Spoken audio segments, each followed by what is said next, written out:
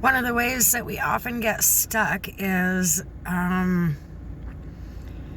people think they know who you are, or, okay, for an example, when I was born, I was not a mother, but when I gave birth to my children, I then became a mother and became something else, something other than what I was.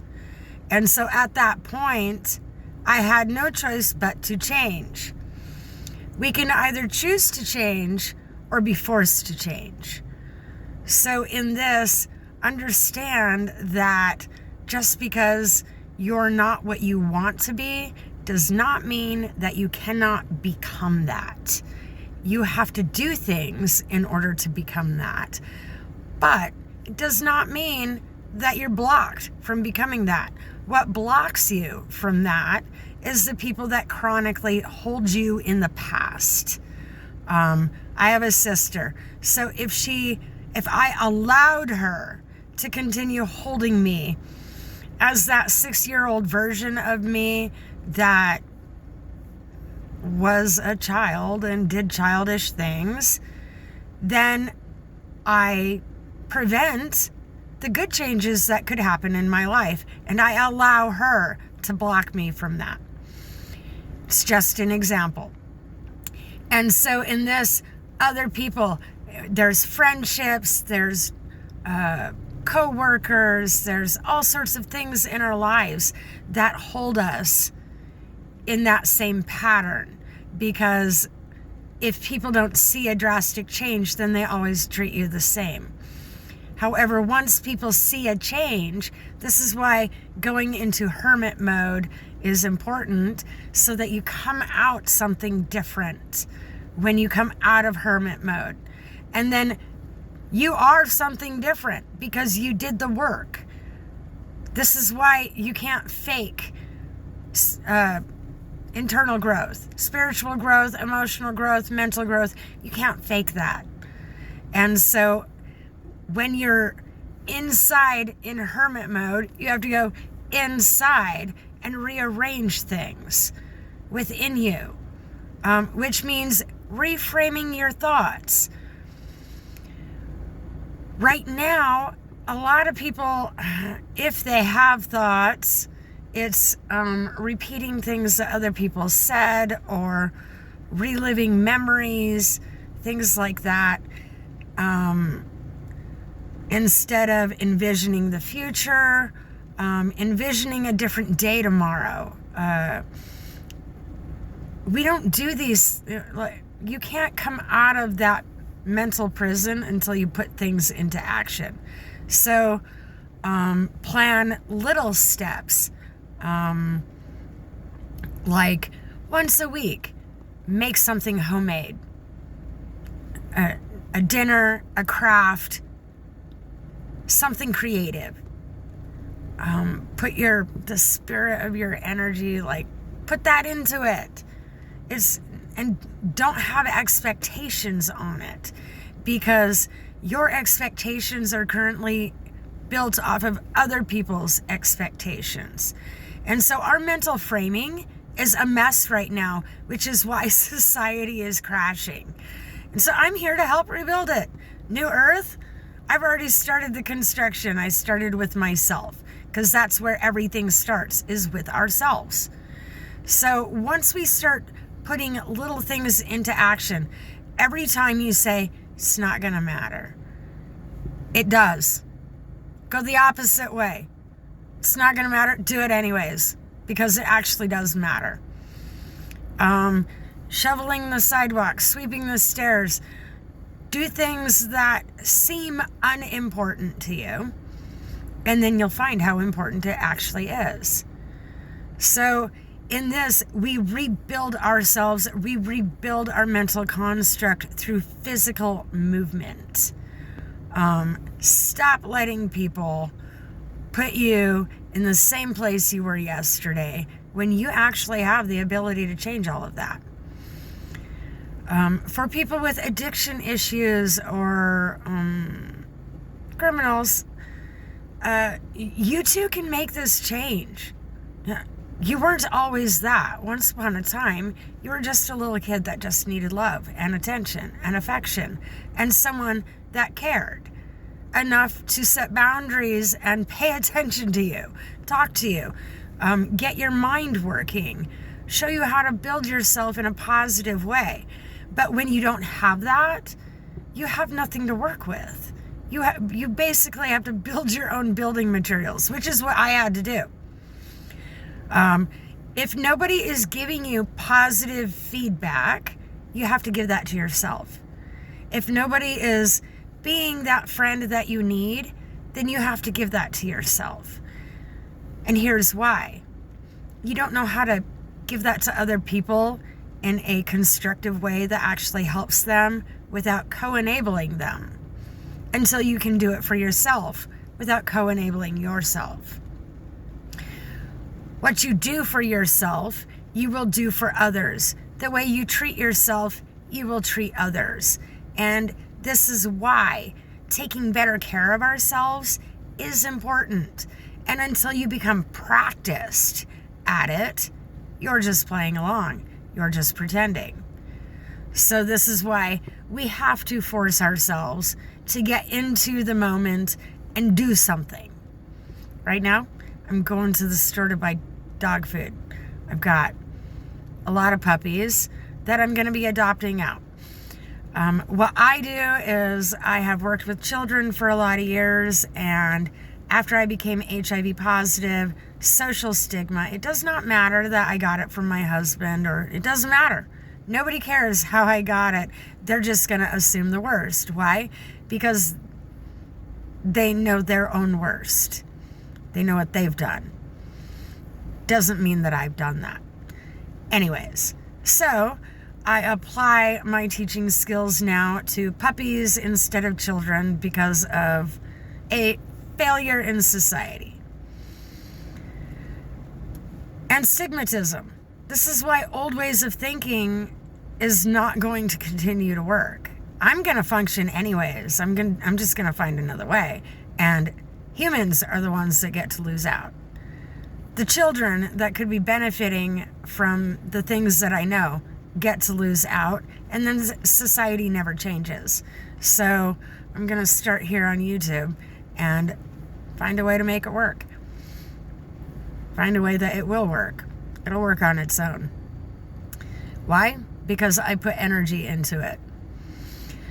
So I'm training puppies right now at 10 weeks old. I have babies that are housebroke. They know what no means. They know how to function in a household. They have their grandma, they have 2 aunties, they have their dad, they have their mom, and they have all the nurturing that they will not be getting once they go to a new home. People don't realize this about adopting puppies. Dogs are pack animals. Once you take them from their pack, you put them in, traumatize them. And then you love them and give them Stockholm Syndrome. And that evokes a loyalty from your dog.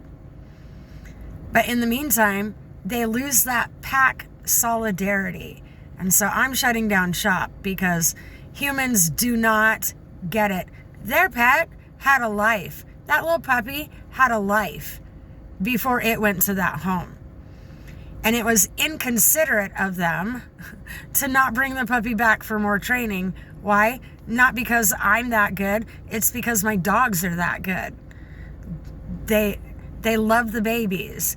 And so by bringing the puppies back, you allow training to continue. You allow the bond to continue. When you choose to take that puppy away from its pack, and I realize that most dog trainers, most dog breeders, they're happy for the money and then boom, sayonara, and you never see each other again. That is not how I do things.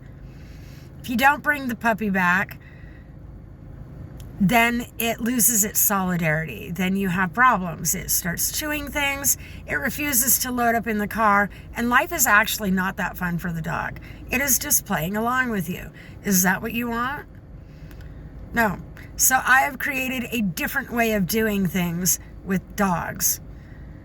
in order to try to get humans to start doing things a different way as well. We are a broken society, America. It's time to wake up. So in this, I prepare these puppies the best that I can so that they can have bonding with their owner in an unstressful, as low stress as possible for the puppy. However, if the person never brings them back to have family time with their pack, then all of my efforts are futile. And so this is why I'm wrapping this up. People are going to have to, I'm going to have to meet people on a different level that doesn't involve a puppy dog soul. So if society understood how we've been trained to do things and how terrible it is, not just to each other, but to our pets, then you would absolutely get a bad taste in your mouth. I really think.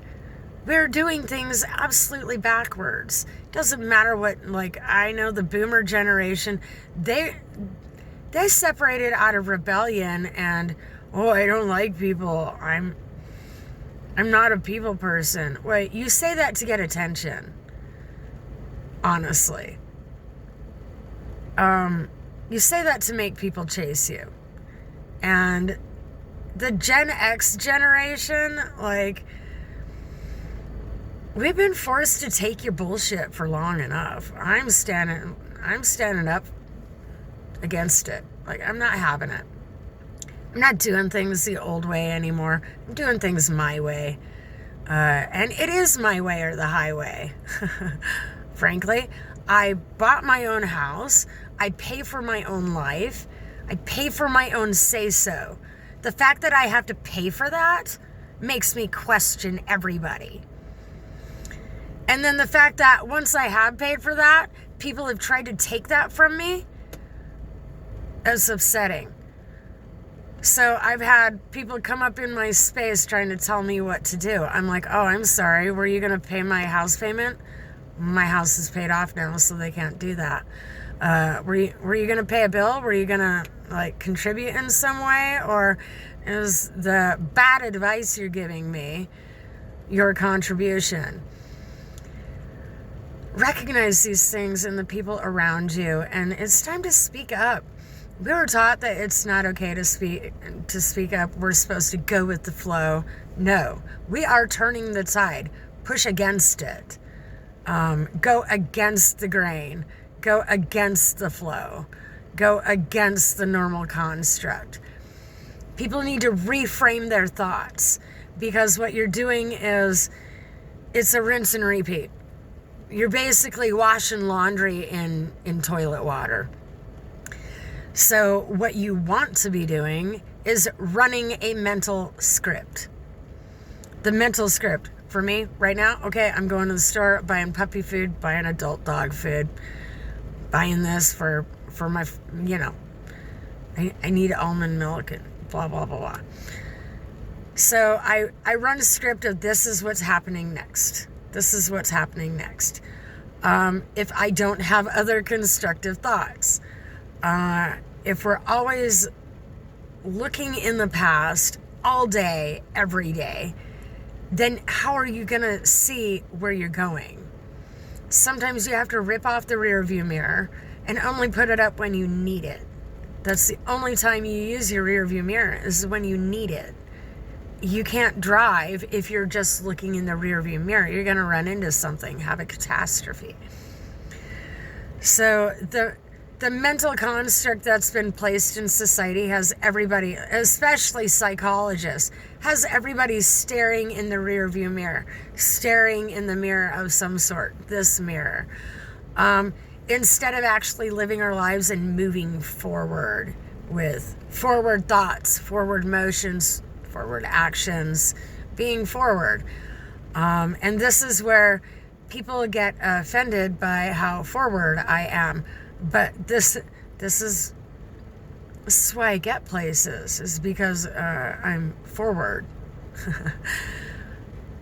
Anyhow, if we keep focusing on what's behind us. What's behind you is just information that keeps you from getting caught in the same issues later on. We often repeat our childhood in the friendships and relationships that we choose. And so we end up rinsing and repeating old emotions. We end up trauma bonding with people. If you're connecting with somebody over something terrible that happened to you, then what you're doing is trauma bonding. And being trauma bonded is going to lead you in the wrong direction. So for me, when I was trauma bonding with people, I was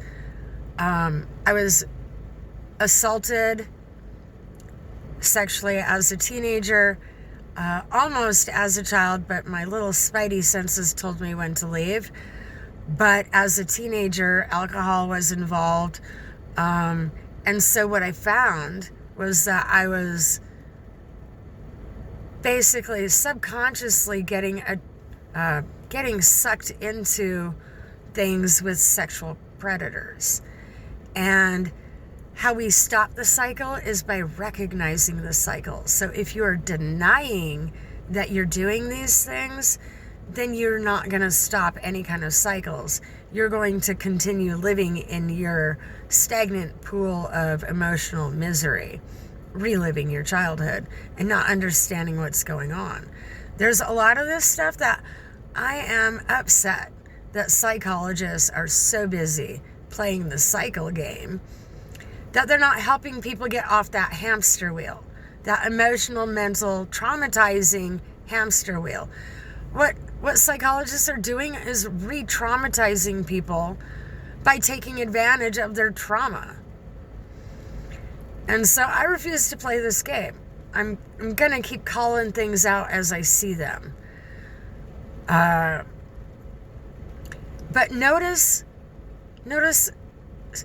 in pets, how we do our pets, how we do our children. Observe. Stop and observe things. Doesn't mean you have to act on anything, but observe and then go have thoughts about that. Because what that does is it wakes your brain up. When you were put in a desk as a child, your self-thinking brain, the self-thought, the part of your brain that's independent and saves your life, was turned off. Why? Because you were a tool in society for someone else's agenda.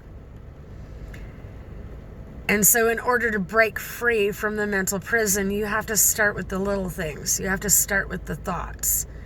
If you cannot run a script, find yourself a storyline. This is why I am now Aurelia Skyfire, guardian of the grid. I brought Gaming World, evidently, into the 3D. I didn't even know, I know nothing about gaming, really, because I've had to live a serious life. But it turns out you can bring these things into the 3D and create yourself a little adventure, which is exactly what your soul, your mind, and your body needs. So, pick your storyline. Pick a few. You don't have to stick with one. I'm also spiritual Smurf. When I start creating my book series for children, we are not stuck being just one thing.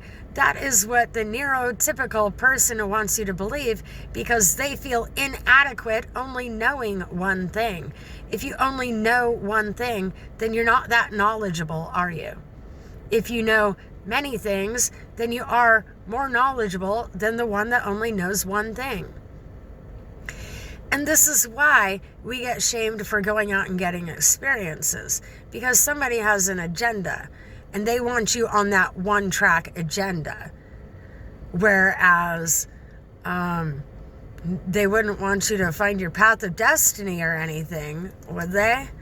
Huh? Why? because that leads to a life of fulfillment. And why wouldn't they want you to have that? Because they don't know how to acquire that themselves. They think they're leading a life of fulfillment, but what they're leading a life of, well, they call it manifest destiny. Well, I took the wheel on that. I don't think things are going to continue to go their way, because turns out, like, when you take the wheel of your own destiny, it does things, not just in your life, but in the spirit world, in the ether, in the 3D world, and in the world of the elites, because they're in the above while they put others in the below on an energetic level. And so when you climb out of energetic hell and you go into the above, they don't like that. Why? You might go above them. Well, welcome to the tree of life, where low-hanging fruit continues to hang at the bottom and fall to the ground. Why the climbers continue to make it up the tree. And this is why don't let yourself stay in one place, mentally, spiritually, or emotionally. When you find yourself in a sad place for about 3 to 4 years, you've been there long enough. It's time to come off the bottom and start climbing. In the climb is hard, yes. But if you're not willing to do hard things, then go ahead and stay at the bottom. Staying at the bottom is harder than climbing. Living life that way is harder than climbing. And so fill your head with knowledge and learn things so that you don't stay there. Yes, have your feelings. Yes, validate yourself. But what's more validating is being able to call that your past, because you're stepping into a new future. The false crown comes down. That's all there is to it. I won't have it any other way. The people that are in charge are absolutely not supposed to be in charge. They are supposed to be scrubbing toilets and filling potholes. And so, why? Because they don't know what hard work is. What they do is they put the work on other people while they run around scot-free in their energetic heaven, and I'm shattering that reality for them. One way, one how. So the more people that are on the same track that I am, the more their reality shatters. Alice and the Looking Glass. All of these little stories actually subconsciously awakes you. If you let it, if you do the deep dive, the mental thinking. And a lot of it, the more you deep dive, the more you ascend. And so this is where people are kept on a shallow level, copying other people. And you never do that deep dive, so you never reach ascension. This stuff is talked about in the Bible, but the way religious leaders are putting it out there, they have people on carbon copy mode where they expect other people to just copy them or do what they're told. Again, how is that any different than the government and the elites? I'm trying to create a new system of things. I'm just the example. Pick your own, choose your own battles. But monkey see, monkey do. When you've never had anything better to model after, you can't do better than the example that you've been given, unless you spend some time. Well, I had a battle plan. And so in this, I'm breaking people into freedom instead of trying to hold people in a mental prison. So recognize who's trying to hold you or contain you in any way, because they're gonna try to mentally contain you before they try to physically contain you. And it's breaking out of that mental containment. Just choose to have a random thought. This is where when I notice people are trying to contain me, I throw odd facts at them, such as, did you know AI existed in Egypt? Or did you know that the parasitology science actually goes back to the BCE times? That's how long parasites have been studied. However, medical professionals, religious leaders, and our government have been keeping that from everybody and giving everybody new toys to keep you acting like children so you never figure it out. And there you have it. A whole new train of thought. Information drop. So give yourself information drops so that it's not information overload when somebody else does it.